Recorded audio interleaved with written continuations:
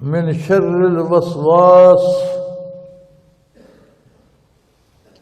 وہ جو نظر نہ آنے والی چیزیں ہیں، دلوں میں وسوسے ڈالنا، مزاج بگاڑنا، طبیعتیں مقدر کرنا، اس کی برائی سے۔ خناس، یہ صفت شیطان کی ہے، تو سارے شیطانوں سے، کیونکہ یہ برائی کرنا، دلوں میں برائی ڈالنا، ایک دوسرے کے خلاف نفرت ڈالنا، مزاج بگاڑ کر اسے صحت سے بیماری کی طرف لے جانا، یہ ساری برائیاں مزاج ہے خناس شیاطین کا۔ خناس بڑے شیاطین کو کہا جاتا ہے، بڑے بڑے شیاطین سے۔ الذی یوسوس فی صدور الناس، یہ خناس کون ہے؟ وہ جو لوگوں کے دلوں میں وسوسے ڈالتے ہیں۔ وسوسہ کیا ہوتا ہے؟ کسی کے دل میں خلاف حقیقت کوئی بات ڈال دینا، جس بات کی کوئی حیثیت نہیں ہے اس کا وہم ڈال دینا، تمہارا فلاں نے یہ کر دیا، فلاں نے تمہارا وہ، نہ فلاں کو پتہ نہ اس کو پتہ، تم نے یہ کیا تھا تمہیں یہ ہو گیا، تجھے کیا پتہ اس نے کیا کیا تھا، کوئی اس کی حیثیت سر پیر نہیں، ایک وسوسہ ڈال دیا، معاشرے میں خرابیاں پیدا کرتا رہا۔ یہ خناس ہوتے بڑے بڑے شیاطین۔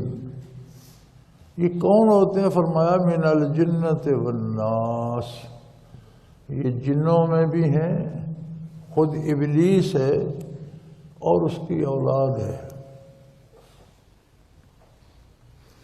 ایک حدیث شریف ملتی ہے، صاحب کتاب الحیوان نے اسے اپنی کتاب میں بھی نقل کیا ہے اور حدیث کی کتابوں میں بھی ہوگی۔ نبی علیہ الصلوۃ والسلام نے اپنے عہد مبارک میں فرمایا تھا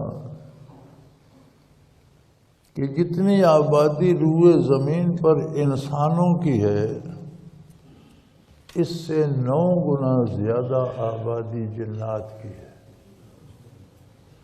کیونکہ وہ کئی ہزار سال پہلے زمین پر آباد تھے، تو ان کی نسل ظاہر ہے زیادہ بڑھنی چاہیے، پھر ان کی عمریں بھی طویل ہوتی ہیں۔ اور فرمایا انسانوں اور جنوں کی مجموعی آبادی سے شیطان کی جو اولاد ہے اس کی آبادی 9 گنا زیادہ ہے۔ اب اس ارشاد او کما قال رسول اللہ صلی اللہ علیہ وسلم، اس ارشاد عالی پر بھی اب 15ویں صدی آ گئی۔ تو اس وقت انسانی آبادی کیا تھی، آج کتنی ہے؟ اس لحاظ سے 9 گنا کر کے دیکھیں، جنات بھی اتنے بڑھ گئے ہوں گے، اور اس سب کو ملا کر 9 گنا کریں تو شیاطین بھی اتنے بڑھ گئے ہوں گے۔ تو میرا خیال ہے آج تو ایک بندے کے ساتھ 50 شیاطین اور 50 جنات پھر رہے ہیں مشورہ دینے کے لیے اور وسوسے ڈالنے کے لیے۔ تو اس عہد میں تو کوئی بچنے کی امید نہیں جب تک دامان رحمت عالم ہاتھ میں نہ ہو۔ جن کاموں کی ہمیں فرصت نہیں ہے کہ فرصت نہیں، نماز تو پڑھتے، فرصت نہیں ہے ذکر کر لیتے، فرصت نہیں ملی تلاوت کرنے کو جی چاہتا ہے، یہ کام فرصت کے نہیں ہیں، یہ اولی کام ہے، یہ کر کے باقی کرنے چاہیے تاکہ اس طوفان شیطنت سے اللہ محفوظ رکھے۔ یہ انہی کی کارکردگی ہے نا کہ لوگ بیٹیوں کو نچا رہے ہیں اور باپ تالی بجا رہے ہیں، بہنیں نیم برہنہ کیٹ واک کر رہی ہیں اور بھائی تالیاں بجا رہے ہیں، بہنیں طبلے ڈھول سرنگی کی تھاپ پہ ناچ رہی ہیں، گانے گا رہے ہیں اور بھائی خوش ہو رہے ہیں۔ تو یہ مزاج کس نے بدل دیے؟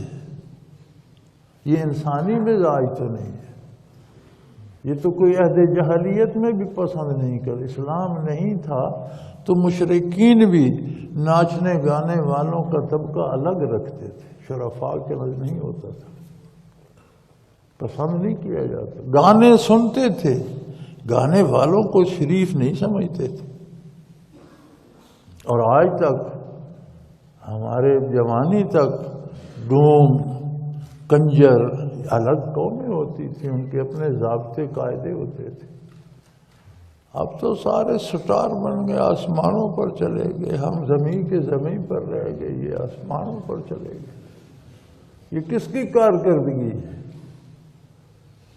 یہ جو شیطانی لشکر پھرتے ہیں، جن بھی مل گئے۔ پھر فرمایا صرف جنوں سے نہیں، من الجنت والناس، انسانوں سے بھی لوگ شیطان بن جاتے۔ جس طرح کچھ خوش نصیب فنا فی الرسول ہو جاتے ہیں، کچھ خوش بخت فنا فی اللہ ہو جاتے ہیں، اسی طرح بدبخت فنا فی الشیطان ہو کر شیطان بن جاتے ہیں۔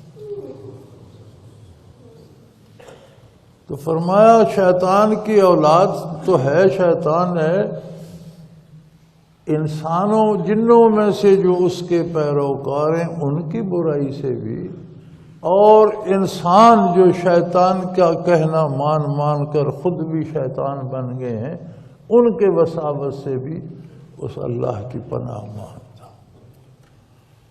تو یہ 11 آیات اس طرح کی ہر بیماری کا حتمی علاج ہے، اور ہر عمومی بیماری کے لیے بھی شفا کا کام دیتی ہیں، اور ان کے لیے ہر مسلمان کو قرآن میں نازل ہیں، کسی سے اجازت کی ضرورت نہیں۔ ہر مسلمان قرآن پر عمل کر سکتا ہے، قرآن سے استفادہ کر سکتا ہے، ظاہری بھی، علمی بھی، باطنی بھی، مالی بھی، ہر طرح کے فائدے حاصل کر سکتا ہے۔ کوئی بیماری، کوئی تکلیف، بچہ بیمار ہو تو ان جادوگروں کے پاس بھاگنے سے زیادہ بہتر ہے کہ خود یہی پڑھ کر اس پر دم کرتے رہا کریں۔ وآخر دعوانا ان الحمد للہ رب العالمین۔